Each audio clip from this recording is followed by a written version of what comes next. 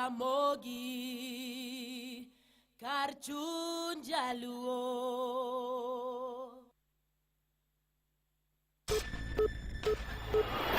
Matuch e kor gwenge gi Roda Odhiambo.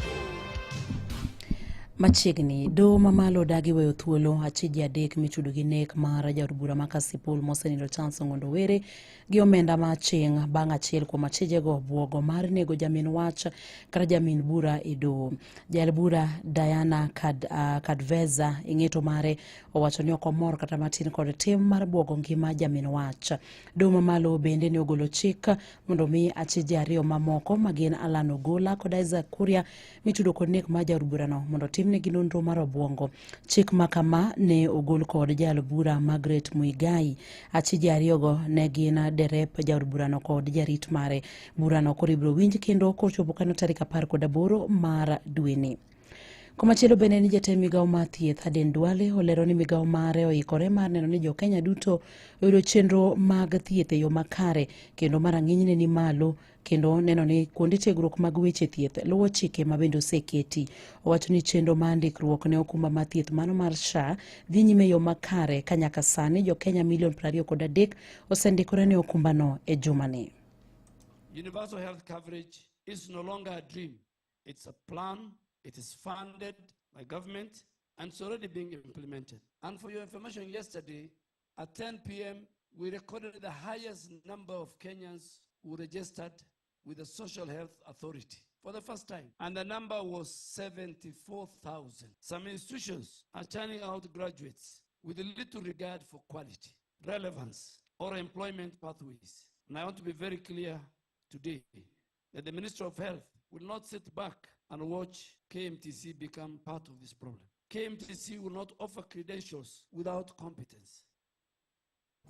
Duale bende no opuoyo okumbano mar SHA kowacho ni okumbano osekonyo ahinya e tieko chuth mibadhi ma bende nosebedo e okumba machon mano mar NHIF. If a surgery is done, we will know that doctor. Without his pre-authorization code, that surgery will not be paid. So the system, we are getting rid out of ghost facilities, ghost healthcare workers, and fake and counterfeit drugs. Because even in the system, we have track and trace.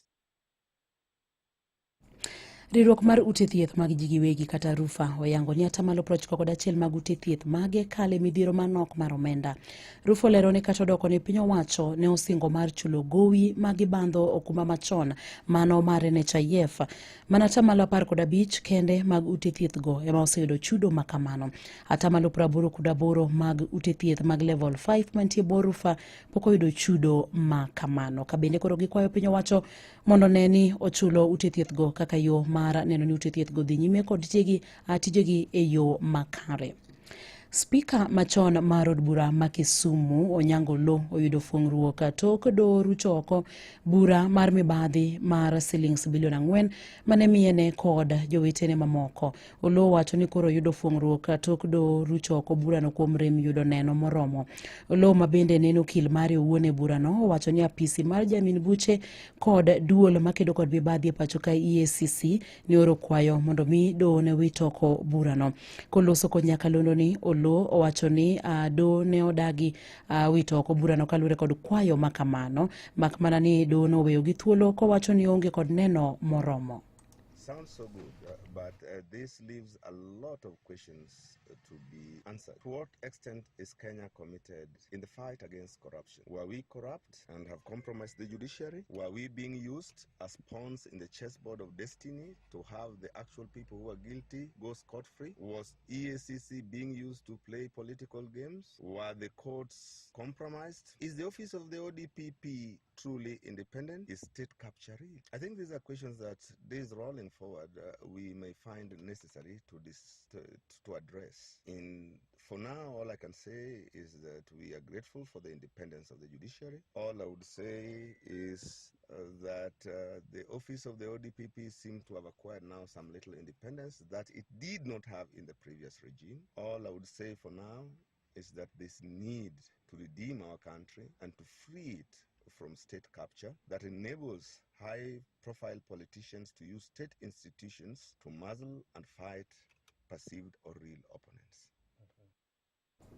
Odhi kaunti ma Migori kama wayudo jokanyo mag duond bura mar ODM e sub-county ma Uriri dwaro mondo tenda ODM oket ayanga listi mag jogo mane oyier kaka jotend ODM e sub-county ma Uriri mondo konye tieko ywaruok mar telo ma bende medo jimbore sub-county no. Ywaruok mar telo bende osenenore kombe mamoko e sub-county no ka ywaruok mar telo no bende osekelo pogruok e kind johera mag ODM e sub-county no ma Uriri. Koke kaunti ma Migori, Jojuma miyo waler mathoth ewi wachni.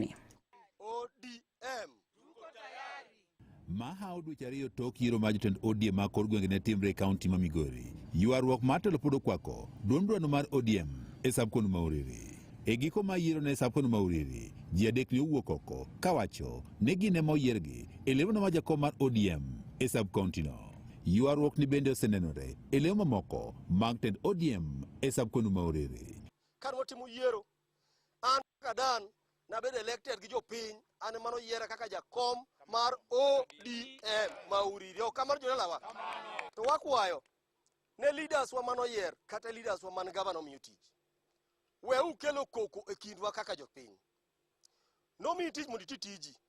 Wach mar chama we ujo chama mondo los chama. Asking constituency level officials that they should come down and make sure that those who are sent to the stations to oversee the elections give them the correct report. Odwa winjo ka nitie bagni moko jomoko wuotho koni gi koni ka gilando ne gine jokombe. Ta wacho wach achiel ni kano yieri Nairobi. Inge kama Nairobi nitie, de wach chama Nairobi. Kano yiera ward, abiro wacho wach mar chama e ward mano yiera. Ywaruok ni matelo skilo pogruok e kind jorago mag ODM e sub-county ma Uriri. Kweth ma jokanyogo mag ODM wacho ni jakom margi mane giyiero en Dano Muoso wacho ni tend ODM koro nigo wuog e ler kendo koro kon jopiny jogo mane oyelo mopogore opogore e duond burano mar ODM. Kwani mondo party wuog oko mondo many kaka inyalo konywa mondo mi wang'e ler ni to kare kaka nwa yiero list wa man wayiero gocha en mentie koso nitie mopogore. Wachopo kaka wuono mar mondo wanyis jo party mar ODM ni mae party mar Uriri constituency. Ne watimo yiero kendo seche mane watimo yiero ji nodhi e ground. Koro onge yiero moro amora mitimo ga e ot. Omuoso mane wuoyo kinde romo mane okelo jokanyogo mag ODM ne oramo ni en ema ne yiere kaka jakomno mar ODM ka bende oseyo jomamoko ma bende koro siwuok oko kawacho ni ne oyier gi lemono. Wayiero maber, ma yiero nodhi maber, mano rumo maber, mane onge chochni kata koko mano obedi.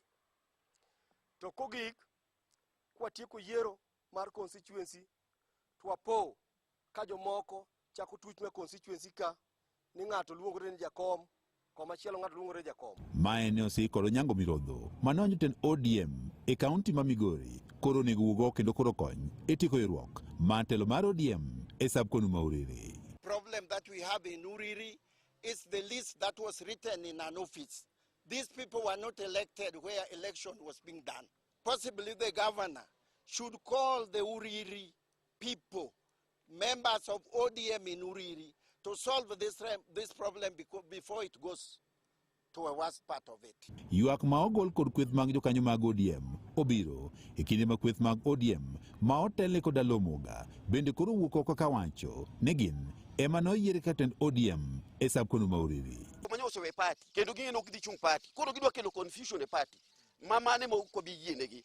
Achiel kuom kata is a live member of a certain party, a PDP. En live member nyaka kawuono to biro ka no bedo jakom mar okay ODM. Structure ya party inaonekana.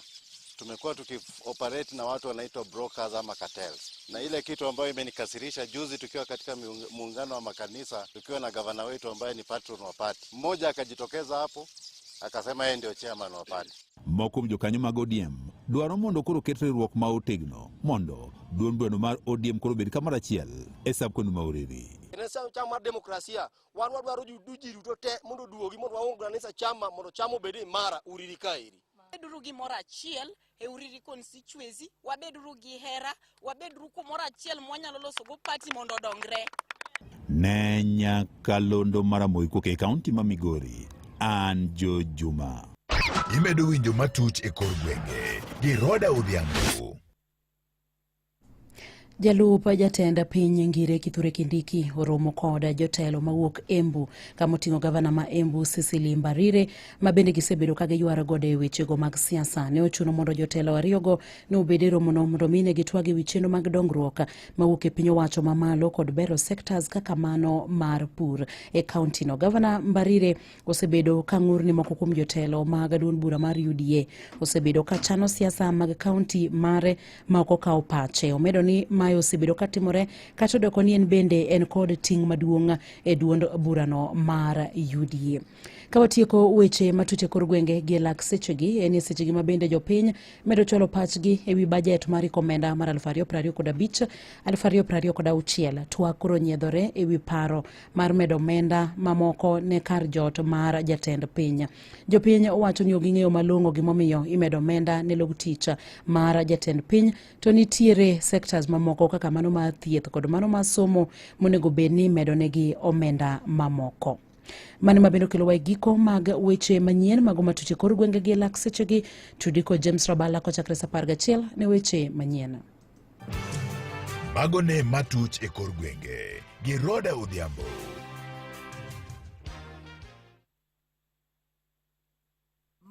Ramogi Radio Ramogi kar chuny jaluo.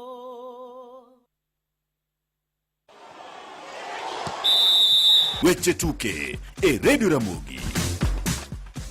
Machiegni e weche mag tuke en ni kocha mar tim mar Gor Mahia Zedekia Ziko Otieno sani koro wacho ni thuolo margi mar kawo lig tin mokalo e seche ma polis odong' gi tuke ariyo kende to lig rumo. Mairien bang' dhi amodhi gol 1-1 gi tim mar FC Leopards e chieng' odichieng' mar wuok tich e paw tuke mar Raila Odinga e boma ma Homa Bay. I don't think there's any other chance for us apart from the knockout games, because as you can see now, it's about the gap is widening between us and police, and now we can't talk about the league anymore. I think we can now go back and concentrate on the Mozart Cup. Kara kamano maneja mar tim mar Homeboys Boniface Mbenzi to wacho ni polis pod nyalo wito lig, ko wacho ni kawo ligno nyalo bedo hawi maduong' ne tim mar polis. Nilisema kabla mechi tano hapa awali kwamba ilikuwa ligi ilikuwa very open, na indeed as you realize imeenda mpaka kwa waya.